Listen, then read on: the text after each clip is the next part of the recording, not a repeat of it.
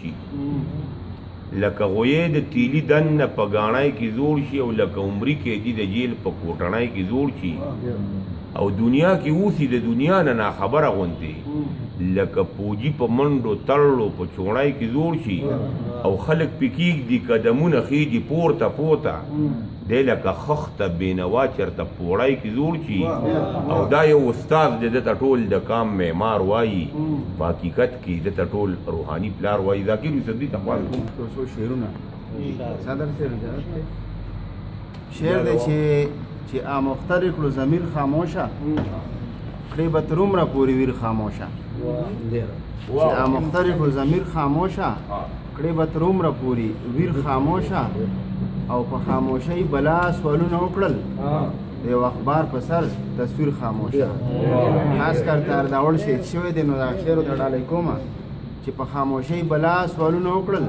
د یو اخبار په سر تصویر خاموشه او دا د بدبخته قوم په ښه نښه ده دا د بدبخته قوم په ښه نښه ده چې هم مرید او هم پیر خاموشه دا د بدبخته قوم په ښه نښه ده چې هم مرید او هم پیر خاموشه او کلو چې کم لوري له تابعه د ګلو کلو چې کم لوري له تابعه د ګلې راځي د هغه لوري تیر خاموشه کلو چې کم لوري له تابعه د ګلو راځي د هغه لوري تیر خاموشه او ذاکر رقیب غوندې درغله نه یم ذاکر رقیب غوندې درغله نه یم چې په جانان یم دا وګیر خاموشه غزل نظم دی نوی نظم دی دا به ووایم چې سترګې پرانیستلې هم په بانګ او اقامت دي چې دا ښکلې وظیفې ابتدا د سماعت دي چې ګوټي او بسم الله سره یو ځای اغوستلي په شماره 2.5 کلونه پښتانه شودو ګوټلي چې خوړلې زانګو کې د پښتو درنه جوټه ده اورېدلې جوټه کې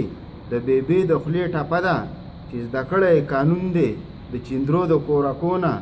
چې تهذیب یې د زده کړی د خاورینو کوټڼو نه چې پښتو یې د زده کړی د بابا او د بیبي نه چې حیا یې د زده کړی د ململ د لوپټې نه چې خوړلې دا خاوره د په لپو په چونګونو اللهو یې د زده کړی د پښتو په آهنګونو چې بیبي سره ولاړه د خپل کور په دونکاچه ده د پکول په سر چې کلکه خپل مالک ته په سجده ده د خپل چم په تنارې زده کړه کړې د قدرونو هر یو لفظ زده کړې د پښتو د کتابونو چې خبر ولا شعور کې د پړونې د عظمت نه چې فطرت ته خبر کړې د پردې د اهمیت نه نو که هر څو بادونه راشي د اما او د کمانه که هر څو میدان ککړ شي د وختونو په ګردونو په چاړه د ازادۍ که د حیا مری غوسیږي که ګیلټ د وخت بازار کې په توده بیه خرڅیږي نو